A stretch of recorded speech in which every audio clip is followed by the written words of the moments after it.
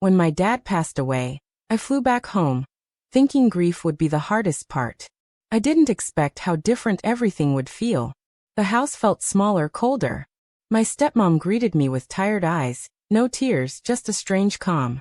Everyone else seemed to keep their distance from her, as if her grief made them uncomfortable. But with me she was different, gentler, almost too warm. At first, I thought it was just the pain talking, her needing someone familiar. We sat together late into the nights, remembering my dad. She laughed once, then immediately covered her mouth and apologized.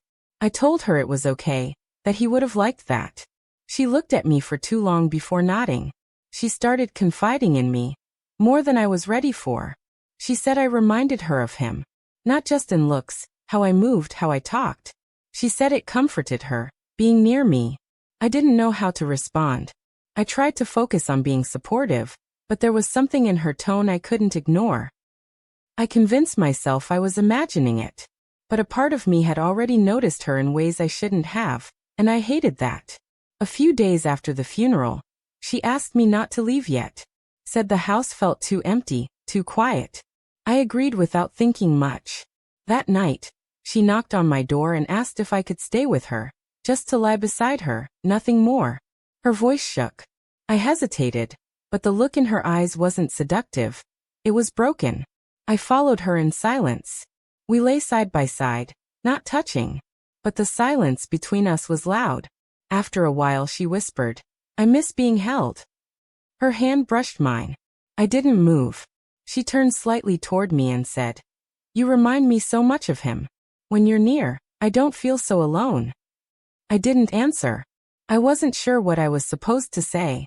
Her head rested against my shoulder. My heart was pounding. I kept telling myself this wasn't wrong. She was just grieving. I was helping her. But deep down, I could feel the shift. It wasn't just comfort she was seeking anymore. Something unspoken passed between us. I stared at the ceiling wide awake, and wondered if staying was the worst decision I could have made, or the one I couldn't avoid. She kissed me. It was sudden, soft, and I froze. My first instinct was to pull away, but she held my face and said, "You're not my son. You never were." Her words hit harder than the kiss. I wanted to say no, to walk out, but I didn't. I stayed. My head was spinning, logic drowned under the weight of grief and confusion. She kissed me again, slower this time, and I didn't resist. I told myself this was just two broken people clinging to what was left. We crossed the line that night. There was no passion, no romance, just need, guilt, and a strange, desperate comfort. Afterward, she rested her head on my chest like nothing happened. I couldn't speak. I couldn't even look at her.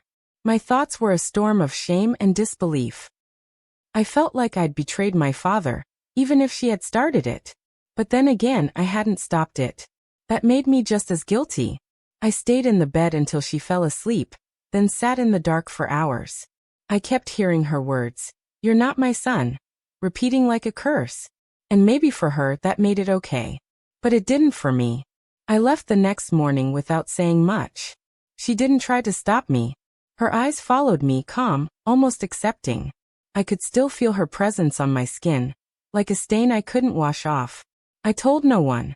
How could I? Who would even believe me, or worse, understand? Weeks passed, then months. I tried to bury it, focus on anything else. But the guilt stayed, thick and permanent. Sometimes I wondered if she'd planned it, or if we both just collapsed into the same dark place. I got a letter from her nearly a year later. Just a few lines. "You helped me survive. I hope I didn't break you." I read it 3 times before burning it. I never replied. I've seen her once since, across the street in the city. She didn't wave. Neither did I. We just stood still until the light changed. I still visit my father's grave sometimes, but I don't pray. I just stand there, silent, hoping the weight lifts a little. It never does. I don't know if what happened made me a victim, a traitor, or something worse. All I know is that grief doesn't excuse it, and silence doesn't erase it.